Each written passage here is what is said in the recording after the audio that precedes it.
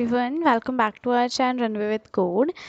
आज हम देखेंगे मेथड्स के बारे में कि मेथड होते क्या हैं जावा के अंदर। ठीक है, और मेथड ही फंक्शन होते हैं, तो मेथड और फंक्शन को हम यूज़ कर सकते हैं to make our program more को रीडेबल और make it more efficient to use. ठीक है, लाइक अगर हमें सेम काम बार बार कराना है तो उसके लिए हमने लूप यूज़ किया था। ठीक है, तो वही सेम काम को हम एक सेपरेट जगह पे रखना चाहते हैं कि जब हमें वो यूज़ करना हो तब बस हमें उसे कॉल करना पड़े। ठीक है, इस बात में डिफरेंस है, समझने की कोशिश करना। लूप का मतलब होता है एक काम जो हम बार बार कराना चाह रहे हैं तब हम लूप यूज़ करते हैं, बट वही काम जब हमें नीड हो तब हम उसे यूज़ कर लें। हमने एक बार लिख दिया, उसको जब नीड हो हम दोबारा यूज़ कर लें। ऐसे काम करने के लिए हम यूज़ करते हैं फंक्शंस का, और उन्हीं को मेथड कहते हैं। फंक्शन और मेथड एक ही होते हैं। ठीक है, तो ऐसे काम करवाने के लिए हम यूज़ करते हैं फंक्शन का। तो ऐसे काम ऐसे करने से क्या होता है ना, हम एक तो हमारा कोड जो है वो छोटा हो जाता है।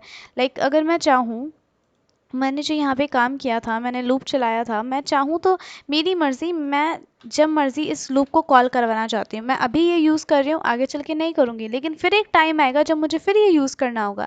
तो ऐसे काम कराने के लिए क्या हम बार बार वही सेम कोड बार बार लिखेंगे? नहीं, ऐसे काम कराने के लिए हम यूज़ करते हैं फंक्शन का, और उनको हम कॉल करते हैं अपनी नीड के अकॉर्डिंग। जब हमें ज़रूरत हो हम उसको कॉल करवा लेते हैं। ठीक है, हमें बस एक बार उस कोड को लिखना होता है और जब मर्जी उसको यूज़ करा सकते हैं। तो इसीलिए फंक्शन को कहते हैं one time, written one time and use many times. ठीक है, C use to perform court an action, इसकी डेफिनेशन ही कहती है कि एक पर्टिकुलर एक्शन को परफॉर्म करने के लिए बनाया गया है। Use to reuse the code, code को लिख दिया, उसको दोबारा रीयूज करते जाओ।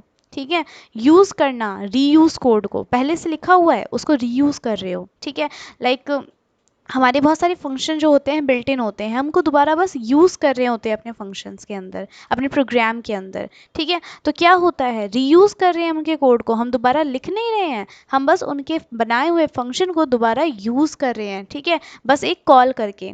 तो क्या होता है, वो पूरा का पूरा फंक्शन हमारा बन जाता है वहाँ पे। ठीक है, तो कंपाइलर को प्रॉब्लम नहीं होती है। ठीक है, बस वो एक कॉल से समझ जाता है कि उसको कहाँ जाना है और कहाँ से वो लेकर आना है। ठीक है, तो रीयूज द कोड हम यूज़ करते हैं फंक्शन का। Method inside the public class is declare by static so that we can use it without creating object. मैंने स्टैटिक बताया था आपको क्या होता है, दोबारा बता देते हैं यहाँ पे कि स्टैटिक अगर जिस किसी भी वेरिएबल के आगे या फंक्शन के आगे लगा दिया तो उसको एक्सेस करने के लिए आपको जस्ट क्लास का नाम लिखने की ज़रूरत है, बस उसका ऑब्जेक्ट क्रिएट करने की ज़रूरत नहीं है। ठीक है, तो वो हम अभी देखेंगे। रिकर्जन भी एक तरह का फंक्शन होता है जो कि थोड़ा सा डिफ़िकल्ट होता है, और उसे हम यूज़ करते हैं बहुत सारी चीज़ों को, बहुत सारे जो बहुत बड़ी बड़ी स्टेटमेंट्स होती हैं ना, बहुत बड़े बड़े प्रोग्राम्स होते हैं, उनको छोटा सा बनाने के लिए, उसको बहुत ज़्यादा एफिशिएंटली यूज़ करने के लिए रिकर्जन का यूज़ होता है। थोड़ा सा हार्ड होता है रिकर्जन, बट देखेंगे इसको कैसे यूज़ करते हैं। ठीक है, सो मेथड्स के लिए हम जाते हैं इनके सिंटेक्स पे, हम मेथड्स को कैसे डिक्लेयर कर सकते हैं। तो ये हमारा मेन क्लास होता है। ठीक है, अगर आप मेन में कोई फंक्शन बना रहे हो, लाइक मैंने एक मेन फंक्शन बनाया वॉइड डिस्प्ले। ठीक है, मैं एक फंक्शन बना रही हूँ कुछ इस तरह का। तो ये क्या है, यहाँ पे वॉइड एक रिटर्न टाइप है, डिस्प्ले फंक्शन का नाम है, और एक ब्रेसेस हमें ब्रैकेट्स हमें लगाने पड़ते हैं अपने फंक्शन को बताने के लिए। ठीक है, पैरेंथेसिस होते हैं वैसे ये, और मैंने इसे गलत जगह लगा दिया, मुझे क्लास के अंदर लगाना है, मेन के अंदर नहीं। उप्स, ये क्या हुआ, गलत हो गया। सो जस्ट वेट, यस अब ठीक है।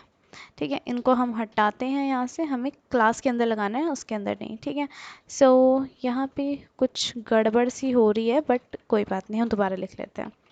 ठीक है, हमने ये लिख दिया, अब हमारा एरर भी चला गया। ठीक है, तो कैसे होती है फंक्शन की डिक्लेरेशन, लाइक दिस। वॉइड हमारा रिटर्न टाइप है, वॉइड मतलब कुछ भी रिटर्न नहीं करेगा, जो होगा इसके अंदर हो जाएगा, स्टेटमेंट के अंदर जो हम यहाँ लिखेंगे। ठीक है, डिस्प्ले हमारा फंक्शन का नाम है, कुछ भी दे सकते हो आप एक वेरिएबल की तरह। ठीक है, ये पैरेंथेसिस हैं जिनको लगाने होते हैं, और यहाँ पे आप पैरामीटर्स भी पास करवा सकते हो। ठीक है, पैरामीटर्स अभी हम देखेंगे क्या होते हैं, बस मैं आपको बताना चाह रही हूँ यहाँ पे पैरामीटर्स होते हैं, और इस फंक्शन को कॉल करवाने के लिए आपको मेन के अंदर उसे कॉल करना पड़ता है। ठीक है, तो अभी हम देखते हैं हम इसे कैसे वर्क करवाते हैं। तो मैं जस्ट एक simple system dot out dot print लिखूँगी, हेलो फंक्शन। ठीक है, हमने लिखा सिंपल एक हेलो फंक्शन डेफिनेशन, ठीक है, हमने सिंपल इसको दे दिया। अब मुझे ये फंक्शन को यहाँ कॉल कराना है, कैसे करेंगे, हमें जो हमारा फंक्शन का नाम है वो लिखो पहले आप, और simple parenthesis and then semicolon, ठीक है। एरर आ रहा है, एरर इसलिए आ रहा है क्योंकि हमने ऑब्जेक्ट क्रिएट नहीं किया। ऑब्जेक्ट क्रिएट नहीं करना तो स्टैटिक बनाओ, ठीक है। सी एरर गायब हो गया। तो यही डेफिनेशन कह रहा था यहाँ पे कि अगर आप स्टैटिक लिख देते हो किसी फंक्शन के आगे किसी क्लास के अंदर, तो उस फंक्शन को रन करवाने के लिए, एग्जीक्यूट कराने के लिए, कॉल कराने के लिए आपको मेन के अंदर उस क्लास का ऑब्जेक्ट क्रिएट नहीं करना या करने की ज़रूरत नहीं है, ठीक है। कर देते हो बहुत अच्छी बात है, लेकिन नहीं करते हो तो ज़रूरत भी नहीं है, आप सिंपल ऐसे लिख सकते हो, ठीक है। शिफ्ट F6 करो, सी हेलो फंक्शन, ठीक है। तो ऐसे हम यूज़ कर सकते हैं स्टैटिक। और अगर हम यहाँ पे इसको हटा के हटाते नहीं है, मैं पूरा फंक्शन ही कमेंट कर देती हूँ ताकि दिक्कत ही ना हो, ठीक है। और यह अभी हटा देते हैं और कमेंट कर देते हैं। अब मैं कुछ फंक्शन बनाना चाहती हूँ जिसको हम ऑब्जेक्ट के थ्रू कॉल करेंगे, ठीक है। वॉइड गेट, ठीक है। और गेट हमने एक फंक्शन लिया जिसके अंदर हम system dot out dot print ln करेंगे, ठीक है। और क्या करते हैं, लाइक सिंपल हम हेलो फंक्शन ही कर देते हैं, hello function in object by object, ठीक है, क्योंकि हम ऑब्जेक्ट के थ्रू इसे कॉल करवाएंगे, सी ऐसे, ठीक है। अब अगर मैं यहाँ पे सेम ये गेट लिखूँ यहाँ पे जो हमारा फंक्शन का नाम है, तो एरर देगा, ऑफ कोर्स ही बात है एरर देगा। तो हमें क्या करना पड़ेगा इस एरर को हैंडल करने के लिए, जो हमारी क्लास का नाम है क्या है, लेक्चर 5, ठीक है। इसको सिंपल कॉपी करो आप, यहाँ पे पेस्ट करो, ऑब्जेक्ट क्रिएट करो जो मर्जी आप नाम देना चाहते हो, equal to new and then again copy and then colon, ठीक है।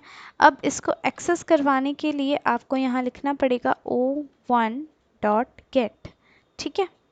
सो सी लाइक दैट।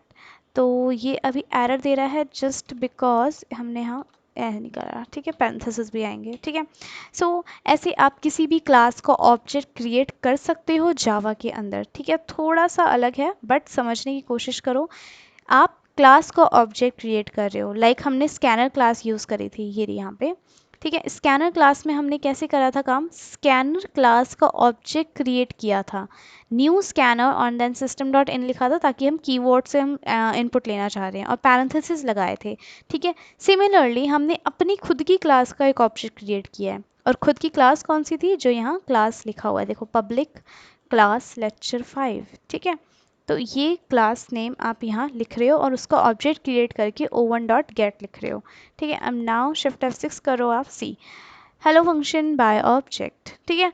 तो ऐसे हम फंक्शंस को यूज़ करते हैं to make our program more readable और रीयूजेबल, ठीक है। तो आई होप आपको समझ आया होगा, ये छोटा सा वीडियो था जस्ट फॉर क्लियरिफाइंग दैट कि आप फंक्शन कैसे यूज़ कर सकते हो। फंक्शन हम देखेंगे आगे, हम अपनी जब नई क्लास बनाएंगे पूरी की पूरी क्लास बना के हम उसमें कैसे फंक्शंस को और अच्छे से यूज़ कर सकते हैं वो मैं आपको बताऊँगी। सो आई होप आपको समझ आएगा कैसे हम फंक्शंस को यूज़ करते हैं अपनी क्लास के अंदर, ठीक है, और नॉर्मली क्लास के अंदर, ठीक है। अभी आगे हम देखेंगे कि हम कैसे अपनी खुद की क्लास बनाते हैं, उसके अंदर फंक्शन बनाते हैं और उन फंक्शन के थ्रू हम अपने क्लास के डेटा को एक्सेस कर पाते हैं, ठीक है। सो तब तक के लिए thank you so much for the day, and please like करो वीडियो को और सब्सक्राइब करो चैनल को अगर नए हो चैनल पे, और प्लीज़ शेयर करो अपने फ्रेंड्स के साथ ताकि वो भी देख सके। And thank you so much, see you next time.